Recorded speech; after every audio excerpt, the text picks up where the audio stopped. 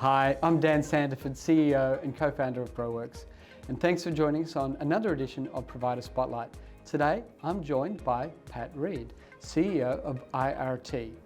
Pat, welcome to Provider Spotlight. Thanks, Dan. Tell us a little bit about IRT. Yeah, so we're a local community provider in the Wollongong region. We started 53 years ago, so from a community idea to now running 20 care centres.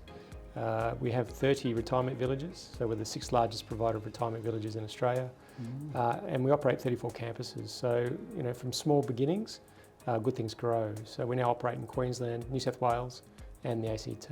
So a good success story for Wollongong and obviously older Australians. Oh, that's fantastic. And so IRT embarked on a program of looking to educate an international workforce and bring an international workforce in. What were the key challenges that you faced that led to that decision? Yeah, so I suppose for us, the main trigger point was COVID, a flight of staff out of the industry. It was a very difficult period for all aged care, and looking really at what our workforce planning would be into the future. Also to considering what the age of our workforce was and where would workers come from into the future. So not just based on COVID, but we knew that domestic recruitment was going to be critical, but also to some format of international recruitment, as we already had a number of international staff working for us. So when we thought about that, it was a strategic and tactical move to look at which countries are we drawing staff from now, and then where would we like to base ourselves for this program into the future, and hence we looked at the Philippines. So if I look at the scale of the program, this is truly a first. Transnational education of this scale, nearly 200 workers trained offshore to an Australian qualification, using your own academy, quite an ambitious thing. Why did you choose Philippines out of all of that assessment? Yeah, well, I think as you point out, it was a big program, and it was pointed out by my board as a CEO killer if we didn't get it right. Mm-hmm. So, look, the Philippines, I think the reason we went there, I've had experience with the World Bank in the Pacific, particularly around labour mobility. I had some experience there with Vanuatu, Tonga, Fiji, Kiribati and other countries. So looking at that structure and understanding that cohort of people are very much care related in that region. Same with the Philippines, very much family orientated, have deep experience with older people, and often have that caring attitude that we wanted. The other thing for us too was fluency in English. The Philippines has a very strong proficiency in English, and very well-structured spoken English. So for our cohort, particularly older Australians, making sure that our staff had that proficiency was important. I think the other thing too is looking at, for the Philippines particularly, they have a strong overseas worker foundation. It's a proud profession for people to go overseas and work and return and remit money back to their loved ones. So from that perspective, that workforce was comfortable moving to another country, living in that country and then providing for their families through their work. So those were conditions precedent for considering the Philippines, and hence I think the success of the program was being very selective with where we went and how we went about the process. And your, what are the key roles that you brought into that program? Yeah, look, primarily our focus was on our care workers, our personal care workers within both residential aged care and home care, really considering they are the backbone of care, to be honest. Obviously we love our ENs, our RNs, our allied health, our hospitality and FM workers, and what we viewed was we could use this as the basis to underpin our rosters, and obviously an extra pair of hands during particularly COVID, but then post-COVID with that workforce planning. From that program, what we found is there are a number of potential nurses and other practitioners that could come over, do their equivalents through OBA and other pathways to also supplement our workforce there. So that wasn't an expected outcome or a programmed outcome, it's just one we found happily through that exploration. I think too, looking at our future state, it's important that we do have workers who are aligned to IRT's values and have that caring attitude we wanted, and hence we had a very strong screening program. What was the impact of the program? So it's been a year on, you've had these workers come in, they've integrated into the community. What's been the impact you've found both in the workplace and in the local communities? Yeah, I think two perspectives. One is from the workforce. Our existing staff on the ground have loved having the extra pair of hands, obviously. There was a lot of duress, a lot of stress in the system around the number of workers we were able to source domestically. That put a lot of pressure on our existing workforce. So having the fresh faces, with very much a can-do attitude, very willing to hook in and get into the work required of them, was important. And that helped, I guess, bed in the fact that they were so welcomed by our staff because they were solving a problem, not just for them, but for our residents. So that was warmly received by existing staff. I think also too, it took some of the pressure away from agency. One of the issues we were trying to solve for was consistency of care and quality of care. With agency workers, they work hard, they try hard, but often you don't have them consistently. So that does impact care and care outcomes and just the well-being of residents, really. And the residents have received them well as? Yeah, again, I think the perspective of residents was they could see we were trying to provide for them the best way possible. As I said, the other thing too is this cohort have deference and respect for older people. So they didn't come in brash and crazy, or they weren't offensive. They weren't anything that you can often get with a mismatch in cultural expectation around older people. So that was a very big plus in that they settled in really well. They showed respect, they showed deference, but also too, they knew their stuff. They'd been trained to a Certificate 3 in individual support in aged care. So they had the technical underpinnings to be efficient and effective from day one. And people can feel that when they see it, particularly when you're receiving care. People who are proficient and competent are much better received than those who have no idea. And so that brings me to the question, transnational education. It hadn't been done before, it had not been done before in aged care. Why did you choose to train them offshore before they come here? Yeah, look, I think we were considering the outputs of the Royal Commission. It was still formative at that point. It hadn't been handed down. But what we did know is from an IRT perspective and the expectations of our residents and the next of kin was they wanted a higher skilled workforce. We'd been lucky enough to run our own RTO, a registered training organisation, for a long time already. So we already had a commitment to training and education and those skill sets. But I think what we knew is we had a skill in training. We had a ready workforce in the Philippines, and the partner, obviously GrowWorks, could facilitate us to I think, move into training remotely with a competency mindset that they would be competent from the day they arrived and onwards. And so we set about looking at what was required, which wasn't that easy. It was a little bit complex. And training at volume is very different remotely than it is in person. So overcoming those things and being agile around those changes, but really it was credit to the iTech Academy team that they took that challenge on and did really well with it. So what would you, giving advice to providers, what were the top lessons you learned from going through this program that they could take away? Yeah, I think you need to think longer term.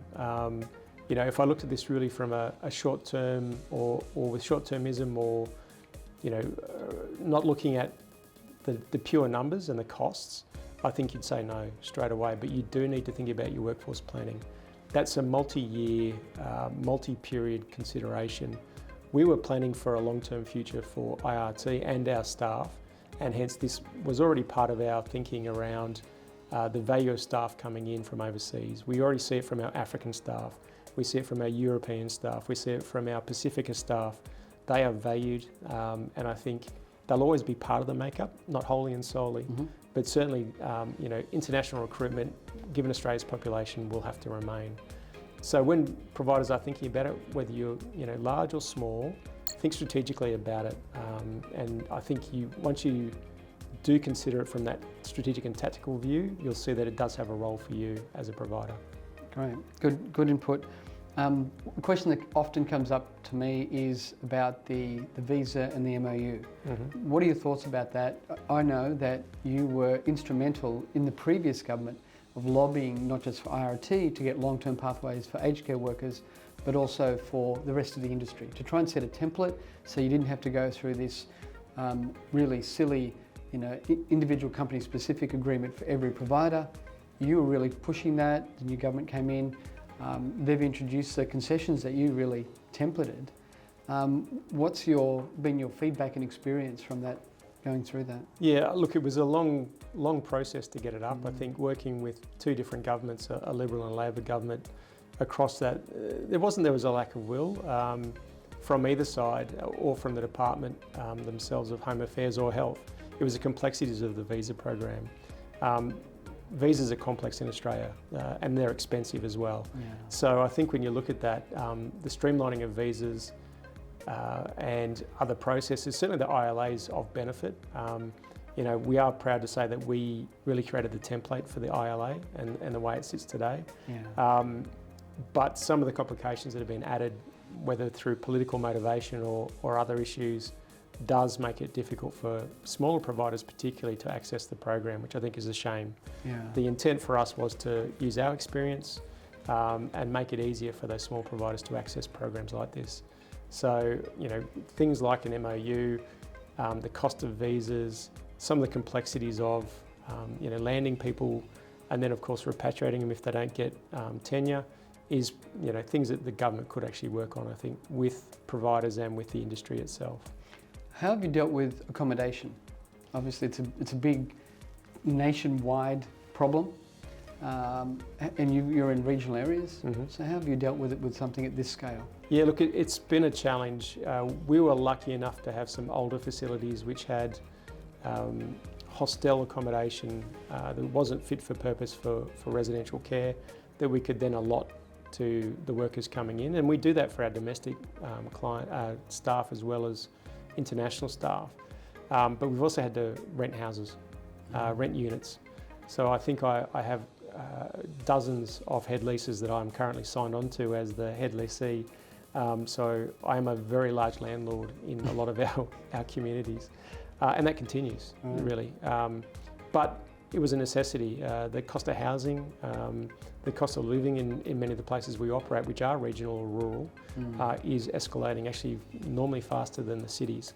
So within that is making sure it was affordable and accessible for those staff.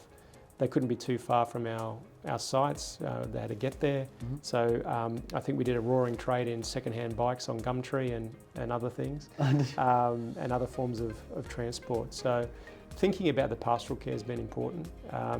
Making sure that when people land, Australia can be a culture shock. We are a very different country compared to the Philippines. And I think just ensuring that the education was there before they landed around what to expect. But then once they did land is making sure that the pastoral care was there for them about how to operate in Australia, things like banks and all those sorts of things, transport, but also too, hooking them into things that are important to them, whether it be their local church, their local philo community, whether it be their interests, making sure that they were addressed when we're considering the pastoral care. So that's been a big part of it as well. So accommodation, obviously the hierarchy of needs is important, and part of that is both the accommodation but also to their social connectedness to the communities to make sure they want to stay.